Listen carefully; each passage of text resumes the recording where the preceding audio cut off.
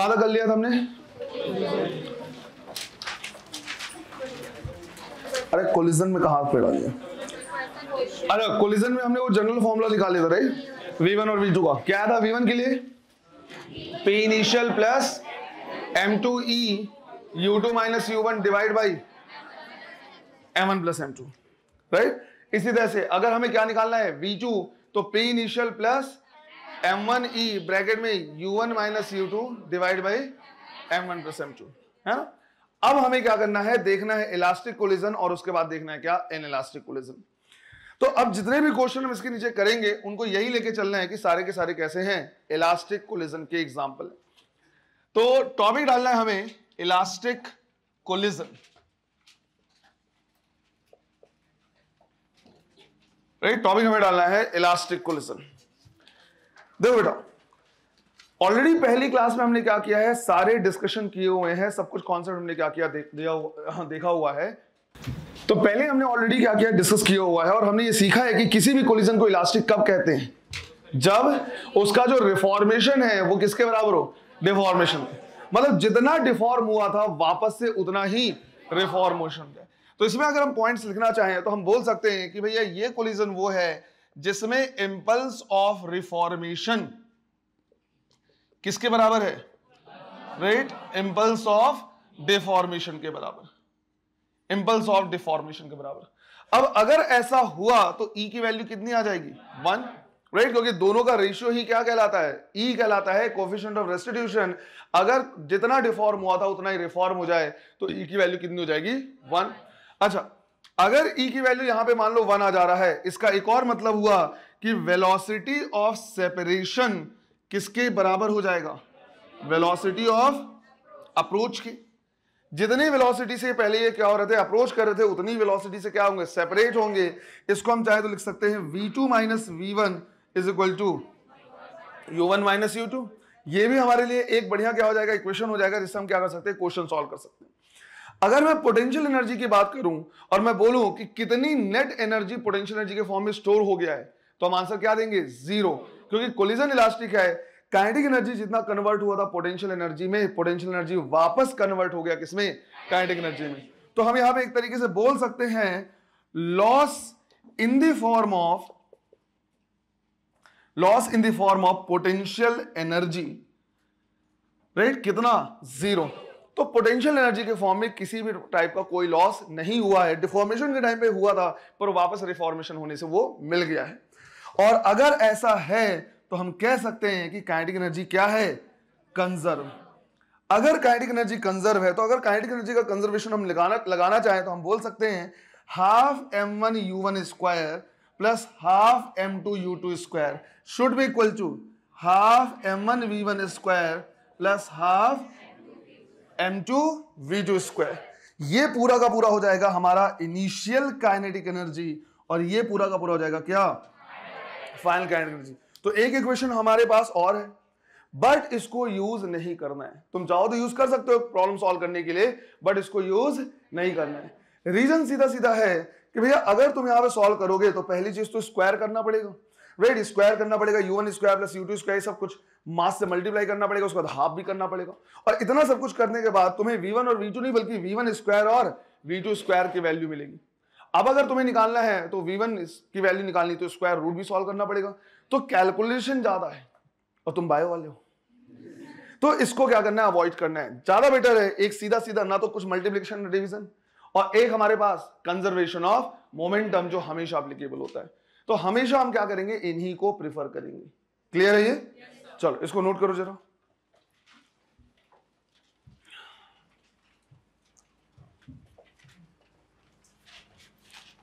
चलो कर लिया? देखो पहले क्या कर रहे हैं, सिंपल सा एग्जांपल लेके कुछ चीजें वेरीफाई कर रहे हैं हम। यहां पे हमें स्पेशल केसेस भी लेने हैं, पर पहले कुछ एग्जांपल लेके एक दो पॉइंट्स है जो हम क्या कर रहे हैं, वेरीफाई कर रहे हैं। जैसे एग्जांपल हमने सिंपल सा लिया है कि लेट से एक 1 किलोग्राम का हमारे पास मास है जो फॉरवर्ड डायरेक्शन में मूव कर रहा है 10 मीटर पर सेकेंड से। बिल्कुल इसी तरह से दूसरा मास है हमारे पास 4 किलोग्राम का जो अपोजिट डायरेक्शन में मूव कर रहा है, लेट से ये भी मूव कर रहा है कितने से, 10 मीटर पर सेकेंड से। दोनों के बीच में कोलिजन हुआ।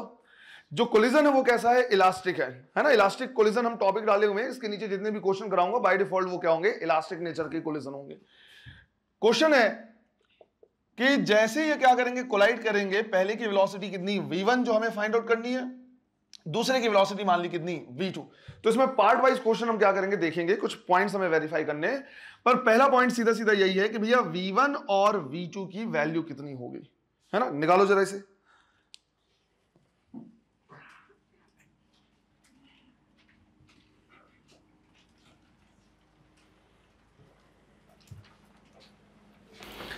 बाप रे बाप, सीधा सीधा फॉर्मूला बेस्ड है भैया, कितनी ही गलती कर सकते हो तुम, राइट।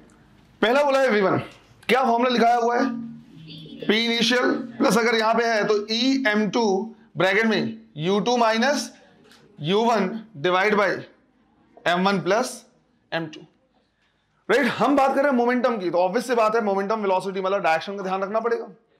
तो अगर हमने इस डायरेक्शन को प्लस लिया है तो इस डायरेक्शन को क्या लेना पड़ेगा, माइनस। और बिल्कुल इसी तरह से अगर पॉजिटिव आया तो राइट साइड जाएगा और नेगेटिव आया तो लेफ्ट साइड, क्योंकि लेफ्ट साइड को हमने नेगेटिव ले लिया हुआ यहां पे, है ना। तो P इनिशियल का मतलब क्या है, m1 u1, तो हमने लिखा m1 u1। अच्छा ये तो माइनस हो गया, तो लिखेंगे माइनस 4 इंटू 10, ये हो गया हमारा P initial. Plus elastic collision है तो E की वैल्यू कितनी 1, m2 की वैल्यू 4, फिर क्या लिखेंगे u2 minus u1 divide by m1 plus m2। तो ये हो गया हमारे पास कितना 10 माइनस 40, मतलब ये वाला टर्म कितना आया माइनस 30, ये कितना minus 20 into 4 minus 80 divide by 5। तो 110 डिवाइड बाई 5 माइनस में मतलब ये आएगा कितना माइनस 22 मीटर पर सेकेंड। 6 2 20 8, वाह वाह ना लाएगा वाह। v2 की वैल्यू कितनी आ रही है सर, अभी तो जोड़ेंगे फिर घटाएंगे फिर कैलकुलेटर का यूज करेंगे सर, बहुत डिफिकल्ट क्वेश्चन है। कितना आ रहा है v2 माइनस 2 मीटर पर सेकेंड, ठीक। तो वापस से हमें यहां पे v2 क्या लिखना पड़ेगा, P initial plus E m1 bracket में u1 minus u2 divide by m1 plus m2। Sir ऐसी कोचिंग बता दो जहां जोड़ना और घटाना बताया जाता है, फिजिक्स बाद में सीख लेंगे। P इनिशियल कितना है माइनस 30, राइट, प्लस m1 की वैल्यू कितनी 1 ब्रैकेट में u1 10 minus 10 u1 minus u2 divide by 5। तो ये हो गया कितना 20 और माइनस 30 मतलब माइनस 10 बाई 5 माइनस 2 मीटर पर सेकेंड, माइनस 2 मीटर पर सेकेंड। इसका मतलब है कोलिजन के बाद दोनों ही किधर मूव करेंगे, लेफ्ट हैंड साइड में।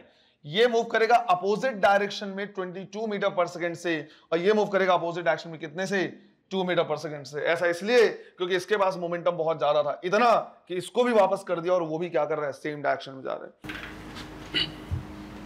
चलो सॉल्व हो गया इतना डिफिकल्ट क्वेश्चन। सेकेंड पार्ट है इसका, इनमें अगर हम क्या करें देखें तो पहला वाला जो ऑब्जेक्ट है वो काइनेटिक एनर्जी क्या कर रहा है, गेन कर रहा है, क्योंकि मास में कोई चेंज नहीं है पहले, लेकिन वेलोसिटी 10 थी अब कितनी हो गई 22, राइट। डायरेक्शन का कोई रोल नहीं है काइनेटिक एनर्जी में क्योंकि स्केलर क्वांटिटी है। तो सेकंड क्वेश्चन पूछा हुआ है कि gain in kinetic energy bye 1 kg कितना, और इसी तरह से इसमें पूछा हुआ है जो सेकंड है उसने क्या कर दिया है, लॉस किया हुआ है। पहले 10 था अब कितना है 2 बचा है बेचारे के पास, वेलोसिटी कम होगी तो वो काइनेटिक एनर्जी भी लॉस होगी। तो सेकंड के लिए पूछा हुआ है loss of kinetic energy bye 4 kg। यहां पे हमें एक चीज को क्या करना है, वेरीफाई कर लेना है। तो इसको भी निकालो, गेन निकालना होगा तो क्या निकालोगे, गेन मतलब फाइनल ज्यादा हो गया ना, तो क्या निकालोगे के फाइनल माइनस के इनिशियल, और लॉस हुआ है मतलब पहले ज्यादा था तो कैसे निकालोगे के इनिशियल माइनस के फाइनल। 4 के ये 1 kg के लिए और ये 4 kg के लिए। करो जरा इसे कितना आ रहा है देखो। तो दोनों के लिए क्या आएगा, बराबर ही वैल्यू आएगी, क्योंकि कोलिजन कैसा है, इलास्टिक है, और इलास्टिक कोलिजन में नेट काइनेटिक एनर्जी क्या होना चाहिए, कंजर्व। इसका मतलब अगर एक में जितनी काइनेटिक एनर्जी इंक्रीज होगी दूसरे में उतनी ही डिक्रीज होनी चाहिए, सीधी सी बात है। उसी को हम क्या कर रहे हैं, वेरीफाई कर रहे हैं। तो हमने यहां पे लिखा के फाइनल माइनस के इनिशियल, मतलब हम यहां से हाफ एम 1 kg के लिए देख रहे हैं तो ये हो जाएगा 1 को कॉमन निकाल ले रहे हैं, वी फाइनल, वी कितना फाइनल कितना है 22 का स्क्वायर माइनस इनिशियल कितना है 10 का स्क्वायर, कितना आ रहा है सॉल्व करने पे, भरोसा कर लो 196 जूल, कितना 192 जूल। बिल्कुल इसी तरह से अगर हम क्या करें, लॉस ऑफ काइनेटिक एनर्जी निकाले तो के इनिशियल माइनस के फाइनल, ये 4 kg के लिए निकाल रहे हैं तो हमने लिखा हाफ एम, बाहर निकाल लिया हमने, इनिशियल कितना है 10, तो माइनस भी करके स्क्वायर करोगे तो कोई फर्क नहीं पड़ना है, वो आना तो उतना ही है, और बाद में कितना बचा है 2, तो ये आंसर भी कितना आना चाहिए 192 जूल। यहां से हमें क्या करना है, एक नोट लिखना है, और सिंस ये कोलिजन कैसा है, इलास्टिक कोलिजन है, इलास्टिक कोलिजन में काइनेटिक एनर्जी क्या होता है, कंजर्व, राइट। इलास्टिक कोलिजन में काइनेटिक एनर्जी कंजर्व होता है। इसका सीधा सीधा मतलब ये हुआ कि जितनी काइनेटिक एनर्जी एक क्या कर रहा है, गेन कर रहा है, दूसरा उतना ही लॉस कर रहा है। एक ने उतना लॉस कर दिया, दूसरे ने उतना क्या कर लिया, गेन कर लिया, मतलब नेट काइनेटिक एनर्जी क्या होगा, कंजर्व। और उसी को हम यहां पे क्या कर रहे हैं, वेरीफाई कर रहे हैं। एक ने 192 जूल गेन किया है तो दूसरे ने उतना ही क्या किया है, लॉस किया है। तो यहां पे हमें एक नोट करना है, loss of kinetic energy, loss of kinetic energy by one object, loss of kinetic energy by one object is equal to gain in kinetic energy, gain in kinetic energy by second object, right। और bracket में लिख लेना है elastic collision. ऐसा सिर्फ किसके लिए हम बात कर रहे हैं, इलास्टिक कोलिजन में। अब यहीं से मान लो मैंने क्या किया, एक स्टेटमेंट दिया। स्टेटमेंट मैंने बोला है कि कोलिजन कैसा इलास्टिक है, राइट, कोलिजन इलास्टिक, और मैंने उसमें बोला हुआ है कि इलास्टिक कोलिजन के लिए percentage loss of kinetic energy by one object is equal to percentage gain in kinetic energy by another object. Statement true या फॉल्स, मैंने सीधा सा बोला है इलास्टिक कोलिजन है, एक जितना परसेंट काइनेटिक एनर्जी लॉस करेगा दूसरा उतना ही परसेंट काइनेटिक एनर्जी क्या कर लेगा, गेन कर लेगा। ट्रू या फॉल्स, फॉल्स। ये स्टेटमेंट ट्रू हो भी सकता है और नहीं भी हो सकता है, दोनों में डिफरेंस है।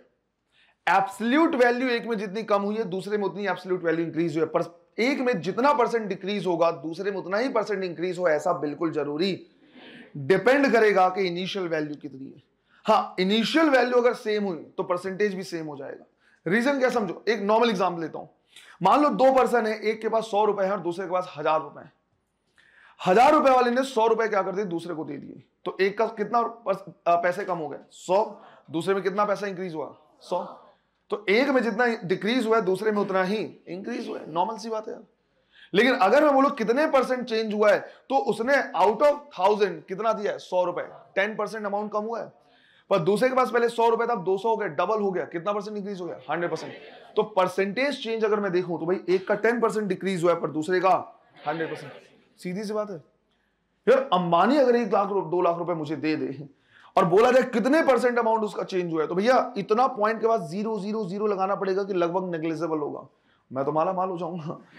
मैं मेरे पास है 1 लाख रुपए, अगर उसने 1 लाख और दे दिया तो मैं बोलूंगा मेरा तो वेल्थ 100% इंक्रीज हो गया। पर क्या उसका 100% डिक्रीज हुआ, नहीं भैया। 1% छोड़ो तुम, पॉइंट के बाद इतने 0 नेग्लिजिबल लिया जाएगा, 1 लाख उसको चेंज हो जाएगा पता भी नहीं चलता होगा। बात आई समझ में? जैसे हमारे अकाउंट में होता है ना कि 676 रुपए 41 पैसा, तो जनरली हम 41 पैसे पे ध्यान नहीं देते है ना, वैसे ही वहां पे वो चल रहा है, वो लाख 2 लाख में कोई ध्यान नहीं दे रहा है। तो इस चीज का क्या करना है, ध्यान रखना है। तो तीसरा हम चाहे तो इसको क्या कर सकते हैं, वेरीफाई भी कर सकते हैं कि परसेंटेज चेंज कितने का हो रहा है। और परसेंटेज चेंज का कॉन्सेप्ट समझाया मैंने, कैसे निकालते हैं, कितना change divide by initial value multiplied by 100। जल्दी से लिखो जरा इसको, तीसरा भी लगाओ, नोट लिख लिया है ये। हाँ, एनर्जी कंजर्व रहेगा तो जितना परसेंट कम होगा दूसरे में उतना परसेंट इंक्रीज होगा, ऐसा जरूरी नहीं है, उसको हम वेरीफाई कर ले रहे हैं। तो तीसरा हमने क्या कर लिया, यहां पे देख रहे हैं परसेंटेज चेंज। राइट। तो पहला क्या कर रहा है, परसेंटेज गेन है ना, गेन है, तो हमने बोला परसेंटेज गेन बाय 1 kg, क्या लिखेंगे, डेल्टा के divide by initial multiplied by 100, कितना 192 जूल, इतना ही गेन कर रहा है। इनिशियल इसके पास अगर मैं देखूं तो मैं लिखूंगा हाफ एम वी स्क्वायर, कितना आ रहा है 50 जूल, तो 192 डिवाइड बाय 50 इंटू 100, तो 192 का डबल कर देना है, राइट। इतने परसेंट एक में क्या हो रहा है, इंक्रीज हो रहा है। अगर मैं ये निकालू परसेंटेज लॉस बाय 4 kg, तो हम लिखेंगे 192 डिवाइड बाय इनिशियल कितना, हाफ 4 इंटू 10 का स्क्वायर, तो कितना हो गया 200 जूल, तो 200 जूल इंटू 100, तो 192 का हाफ हो जाएगा 96%। तो एक लॉस कर रहा है 96%, दूसरा गेन कर रहा है 384%। तो यही हम कह रहे हैं कि परसेंटेज चेंज बराबर हो ऐसा जरूरी नहीं है। हाँ, इनिशियल काइनेटिक एनर्जी अगर बाय डिफॉल्ट मान लो दोनों का क्या आ जाता, सेम आ जाता, भाई इसका भी मान लो 200, इसका भी अगर 200 होता, जितना एक परसेंटेज लॉस होता उतना परसेंटेज गेन भी होता। तो एक नोट हमें यहां पे और लिखना है इसको सॉल्व करने के बाद, लिखो यहां पे नोट,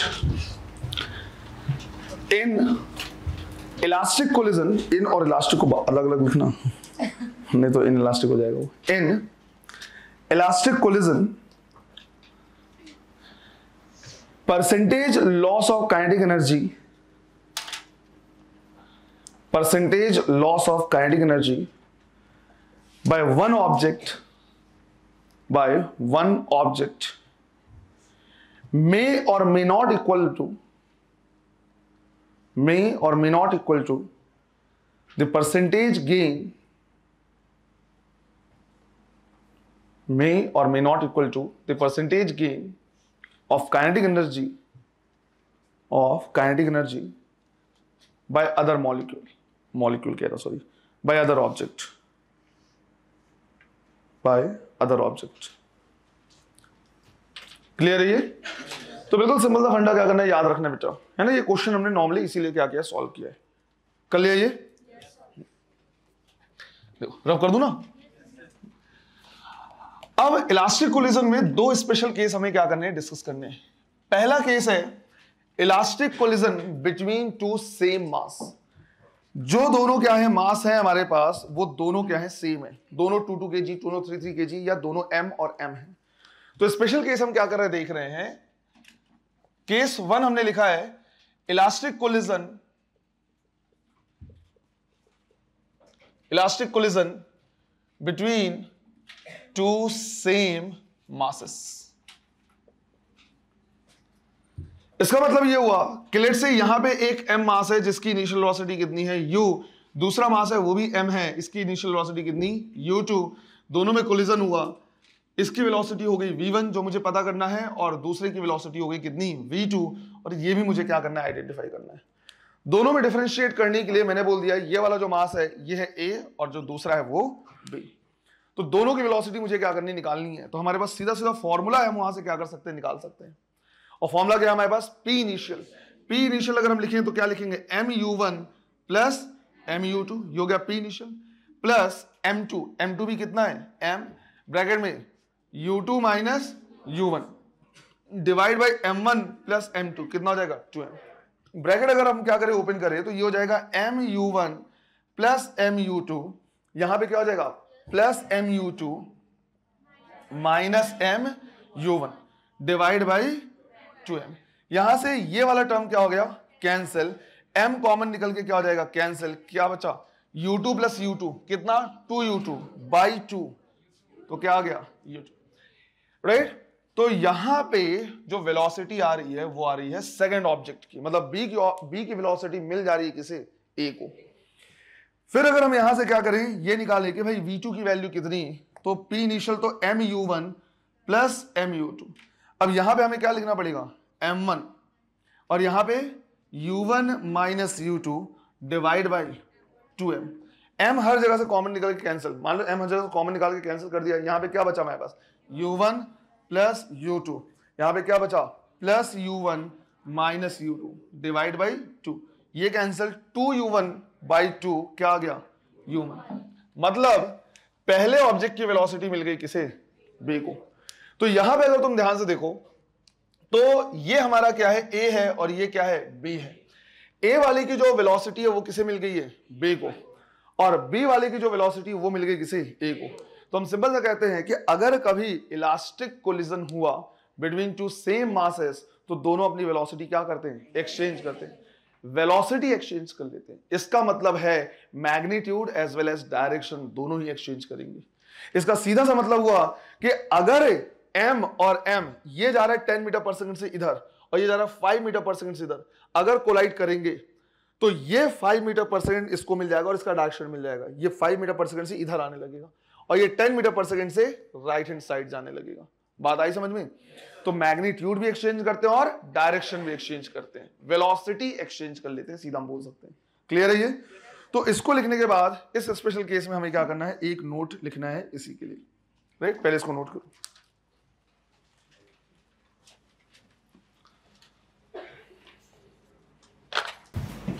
कर लिया?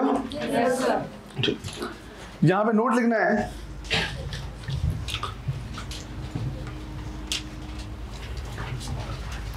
in elastic collision between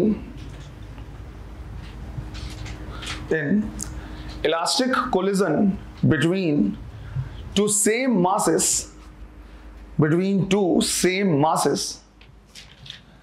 they exchange their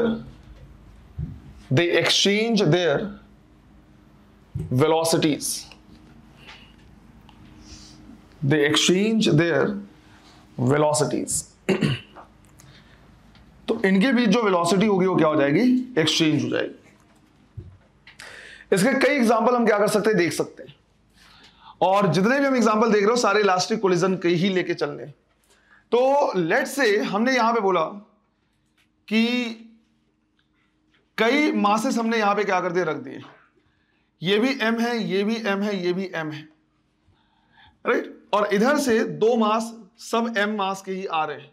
let's say मैंने बोला ये ब्लॉक नंबर 1 है, ये 2 है, दोनों इधर क्या कर रहे हैं? मूव कर रहे हैं।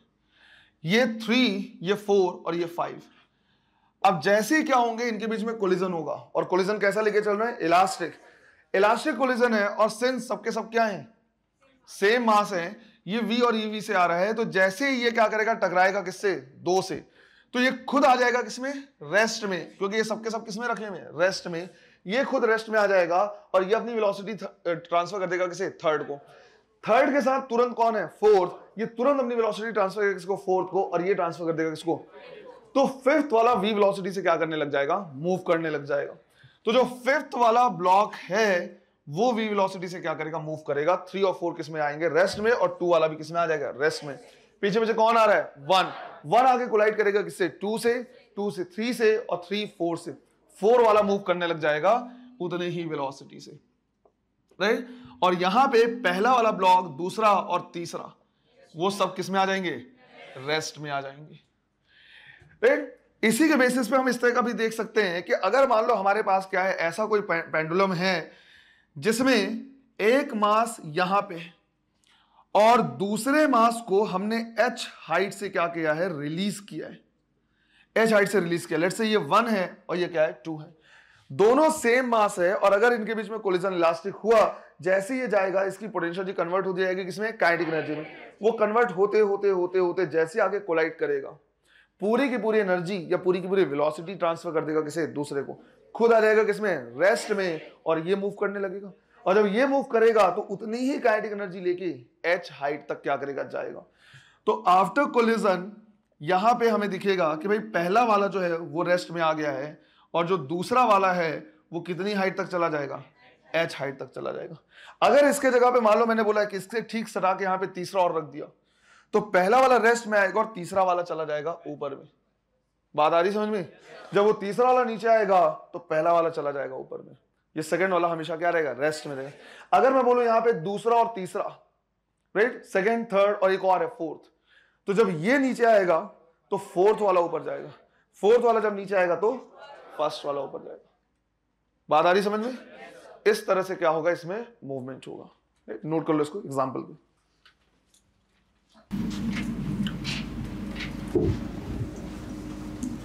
मान लो यहां पे मैंने क्या किया, एक न्यूमेरिकल दिया। न्यूमेरिकल इस तरह से है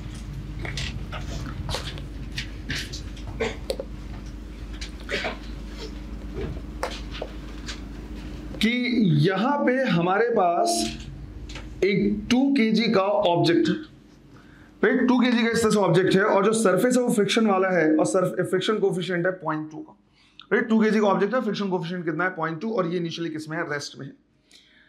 अब यहां पे एक 2 kg का ऑब्जेक्ट है जिसको हम यहां से क्या कर रहे हैं, रिलीज कर रहे हैं। जैसे हम रिलीज करेंगे ये नीचे आके क्या करेगा, इससे टकराएगा। हम कह रहे हैं कि इन दोनों के बीच का जो कोलिजन है वो कैसा है, इलास्टिक है, राइट। दोनों के बीच का कोलिजन कैसा है, इलास्टिक है। ये जो हाइट दिया हुआ है ये दिया है 10 मीटर। तो यहां से जैसे रिलीज करेंगे नीचे आके इससे क्या करेगा, टकराएगा और अपनी पूरी एनर्जी ट्रांसफर कर देगा, खुद आ जाएगा रेस्ट में, ये मूव करने लगेगा। लेकिन ये सरफेस कैसा है, फ्रिक्शन वाला है, तो हमें पता है कुछ डिस्टेंस आके ये क्या होगा, रुक जाएगा। तो क्वेश्चन वही पूछा हुआ है कि भाई कितना डिस्टेंस ट्रैवल करेगा और उसके बाद होगा रुकेगा, है ना। चलो करो सर।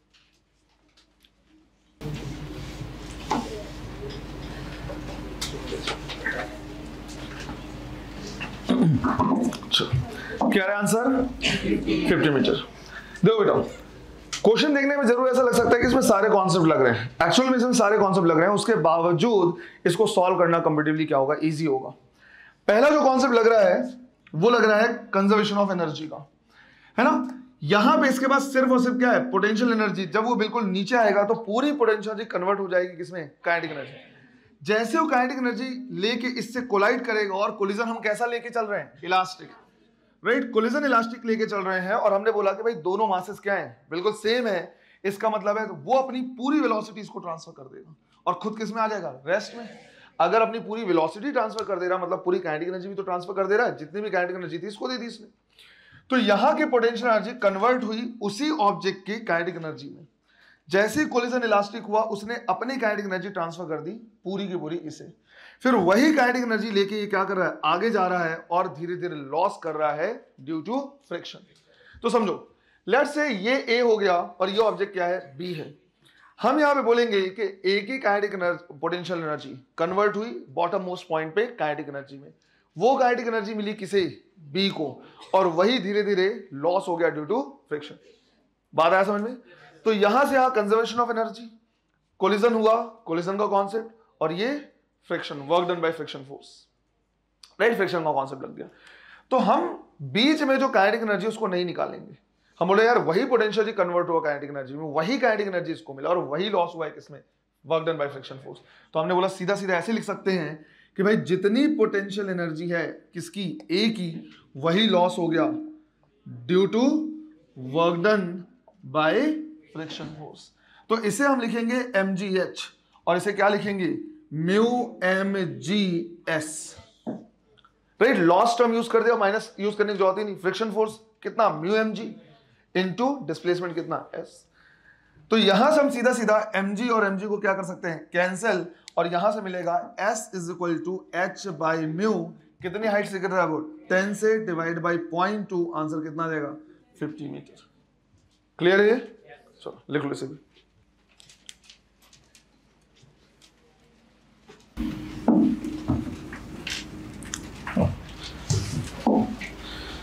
तो इसी में हम सेकंड केस देख रहे हैं, और सेकंड केस हमारा ये है कि अगर बहुत हैवी ऑब्जेक्ट मूव करते करते कोलाइड करे किससे, एक लाइट ऑब्जेक्ट से। एग्जांपल है कि मान लो एक ट्रक आ रहा है, ट्रक मूव करते करते कहीं पे साइकिल खड़ा है, जाके उससे क्या कर जाए, कोलाइड कर जाए। अब इसमें भी पहले हम जो लाइटर ऑब्जेक्ट है उसकी कुछ वेलोसिटी रखेंगे और लास्ट में उस लाइटर ऑब्जेक्ट को रेस्ट में रख के देखेंगे। मतलब एक साइकिल चुपचाप से खड़ा हुआ और उधर से ट्रक आया और ट्रक आके इससे क्या कर जाए, भिड़ जाए। कोलिजन कैसा हो, इलास्टिक। तो हमें देखना है कि दोनों की वेलोसिटी में क्या चेंजेस आएंगे।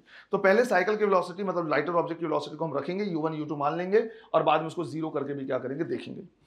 तो सेकंड केस है व्हेन, राइट, इसको लिख सकते हो तुम, when a very heavy object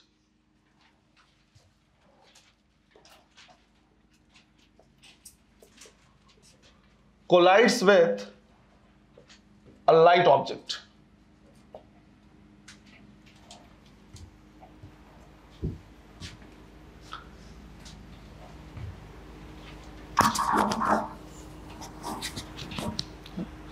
चलो देखो बेटा, मान लो हमारे पास एक हैवी ऑब्जेक्ट है जिसको हम रिप्रेजेंट कर रहे हैं किससे, कैपिटल एम से। ये मूव कर रहा है U1 से। दूसरा है स्मॉल ऑब्जेक्ट राइट, जिसको हम रिप्रेजेंट कर रहे हैं स्मॉल m से, और ये मूव कर रहा है कितने से, U2 से। बाद में हम इसको रेस्ट भी करके देखेंगे। आफ्टर कोलिजन कंसिडर कर लिया कि भाई कैपिटल M का वेलोसिटी हो गया V1 और लाइट ऑब्जेक्ट की वेलोसिटी हो गई कितनी, V2। मुझे V1 और V2 क्या करना है, निकालना है। यहां पे ध्यान रखना है कि केस जो हमने लिया वो ये कि जो कैपिटल M है वो बहुत ज्यादा है किससे, स्मॉल m से। कहने का मतलब है अगर एक 1000 kg का तो दूसरा 1 kg 2 kg समथिंग का, और अगर ऐसा है तो 1000 kg में 1 kg को ऐड करें चाहे सब्ट्रैक्ट करें कोई फर्क नहीं पड़ना है, ये हम लेके चलेंगे। अब मुझे V1 और V2 क्या करना है, निकालना है। तो दोनों का फॉर्मूला तो हमने ऑलरेडी देखा हुआ है। V1 इज इक्वल टू लिखेंगे P इनिशियल, मतलब capital M U1 plus small m U2, ये हो गया P इनिशियल प्लस M2, फिर ब्रैकेट में U2 minus U1 divide by capital M plus small m। इसको तो यहीं पे नेग्लिजिबल मान लिया है ना, इसको यहीं से हटा दिया। आगे अगर इसको हम क्या करें, सॉल्व करें, तो capital M U1 plus M U2, और यहां पे क्या लिखेंगे, plus M U2 plus M U2 minus M U1 divide by capital M। इनमें से M U1 minus M U2 से हम क्या कर सकते हैं, कॉमन निकाल सकते हैं क्या, U1, तो ये जाएगा capital M minus small m U1, और ये कितना हो जाएगा, plus 2 M U2 divide by capital M। Again इसको हमने यहां पे क्या कर लिया, नेग्लिजिबल मान लिया। तो यहां से हमारे पास V1 की वैल्यू आ रही है कितनी, capital M U1 plus 2 M U2 divide by capital M, ये आता है जनरली। बट अगर हम इसमें एक और इफ लगाएं, लेट्स से ये माना कि भाई जो लाइटर ऑब्जेक्ट है, जो साइकिल है, वो फिलहाल किसमें, रेस्ट में रखा हुआ है। तो अगर हम इसमें U2 की वैल्यू क्या कर ले, 0 कंसिडर कर ले, तो ये पूरा टर्म क्या हो जाएगा, 0, और कैपिटल M क्या हो जाएगा, कैंसिल, और हमें मिलेगा V1 is equal to U1। इसका मतलब ये हुआ कि अगर एक ट्रक रेस्ट में रखे साइकिल से आके क्या करता है, टकराता है, तो इसकी खुद की वेलोसिटी में कोई चेंज नहीं आएगा। ये हैवियर ऑब्जेक्ट है U1 और ये क्या है, V1, और इसमें आ रहा है क्या, V1 is equal to U1। मतलब एक साइकिल खड़ा हुआ है और ट्रक आ रहा है और आके टकराएगा, तो जितने से आगे टकराएगा उतनी से आगे चला जाएगा। बात समझ में आ रही है ना। तो इसमें हमने U2 यहां पे क्या लिया है, 0 लिया है, मतलब लाइटर ऑब्जेक्ट को हमने क्या माना है, रेस्ट में माना है, तब ऐसा आ रहा है। अगर वो रेस्ट में नहीं हुआ तो ऐसा फिर नहीं होगा। इसी तरह से अगर हम क्या करें, V2 की वैल्यू निकालें कि जो साइकिल है उसकी वेलोसिटी कितनी हो जाएगी, तो यहां पे हम लिखेंगे P इनिशियल, तो वही होगा capital M U1 plus M U2, but यहां पे हम फिर क्या लेंगे, capital M U1 minus U2 divide by capital M plus small m। इसको तो यही नेग्लिजिबल कर दिया हमने, राइट। यहां आ रहा है हमारे पास M U1 plus small m U2 plus capital M U1 again, और यहां पे कैपिटल M U2 माइनस में divide by capital M, right. ये कितना हो गया, 2 टाइम्स ऑफ U1, राइट, ये हो गया 2 टाइम्स ऑफ U1। तो 2 कैपिटल U1 यहां पे, राइट, क्या कॉमन आएगा, U2, क्या बचेगा, small m minus capital M। तो यहां पे लिखेंगे small m minus capital M U2 divide by capital M। इसको अगेन क्या ले लेंगे, नेग्लिजिबल, राइट, उसको नेग्लिजिबल लेंगे। अगर हम क्या करें, उसको नेग्लिजिबल नहीं, मैं यहां पे लिख रहा बेटा, थोड़ा ध्यान रहना है, तो स्पेस नहीं है इसलिए। तो ये क्या हो जाएगा, 2M U1 minus M U2, क्या कॉमन लिख सकते M को, तो क्या बचेगा, 2U1 minus U2 capital M divide by capital M, ये कैंसिल हो गया, और हमारा आंसर आएगा 2U1 माइनस U2। अच्छा, इस रिजल्ट को क्या करना है, थोड़ा सा ध्यान रखना है, क्योंकि जनरली अभी जब हम रेस्ट में लेके क्या करेंगे, मानेंगे, तो बस उतना ही स्टूडेंट्स को क्या करते रहता है, याद रहता है। बट एक बार क्वेश्चन ऐसा आया हुआ है जिसमें लाइटर ऑब्जेक्ट रेस्ट में नहीं था। अगर लाइटर ऑब्जेक्ट रेस्ट में नहीं रहेगा तो उसकी जो वेलोसिटी आएगी, राइट, V2 की वैल्यू आएगी, वही आएगी कितनी, 2U1 माइनस U2 के बराबर, जहां पे सबको साइन के साथ हम क्या करेंगे, देखेंगे। इसके बाद का मैं यहां लिख देगा, अगेन वही कंडीशन ले रहे हैं कि अगर ऐसा हुआ कि भाई U2 की वैल्यू क्या है, 0, लाइटर ऑब्जेक्ट को रेस्ट में मान लिया, तो यहां से V2 जो आएगा वो 2u1 माइनस जो u2 था इसको क्या ले लिया 0, तो कितना आ जाएगा 2u1। ये भी हमारे पास क्या होता है रिजल्ट होता है। इसी को मैंने बोला कि जनरली ये याद रह जाता है, पर ऐसा तब होता है जब लाइटर ऑब्जेक्ट इसमें रेस्ट में, अगर नहीं तो 2u1 माइनस u2 के बराबर वेलोसिटी होगी, अगर रेस्ट में रहा तो 2u1 के बराबर। अब इसका कंक्लूजन क्या है, इसका मतलब क्या है, इसका मतलब यह है कि अगर साइकिल रेस्ट में खड़ा हुआ है और उधर से ट्रक आ रहा है लेट्स से 50 मीटर पर सेकंड से, तो टकराने के बाद ट्रक तो 50 मीटर पर सेकंड से ही चला जाएगा, बट वो जो साइकिल है वो 100 मीटर पर सेकंड से क्या करेगा, मूव करेगा, उसकी डबल वेलोसिटी से क्या करेगा, मूव करने लगेगा।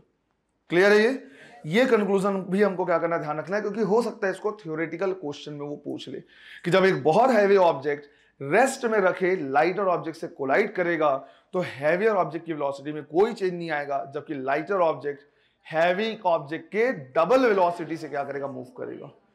एक क्वेश्चन ऐसे भी आया हुआ है जहां पे लाइटर ऑब्जेक्ट रेस्ट में नहीं था और बोला था कि उसकी वेलोसिटी कितनी होगी, तो उसके डबल और माइनस कर देना है उससे। अगर ये अपोजिट डायरेक्शन में आया तो माइनस और साथ में एक और माइनस क्या हो जाएगा, प्लस हो जाएगा। क्लियर है ये कुछ पॉइंट्स, ये क्या करना है, इलास्टिक कोलिजन के बारे में याद रखना है। कल की क्लास में हम क्या करेंगे, इन इलास्टिक कोलिजन देखेंगे, और क्वेश्चन अभी हमने किए नहीं है बेटा, ध्यान रखना, राइट। सिंस आज लाइट नहीं है तो कोई और मतलब नहीं, इतना हम पढ़ के इसको कंक्लूड कर रहे हैं, बट कल की क्लास में हम क्या करेंगे, पहले इनइलास्टिक कोलिजन देखेंगे और उसके बाद सारे न्यूमेरिकल्स देखेंगे। कंजर्वेशन ऑफ मोमेंटम के क्वेश्चन भी हमको क्या करने हैं, यहीं पे देखने हैं। क्लियर है ये।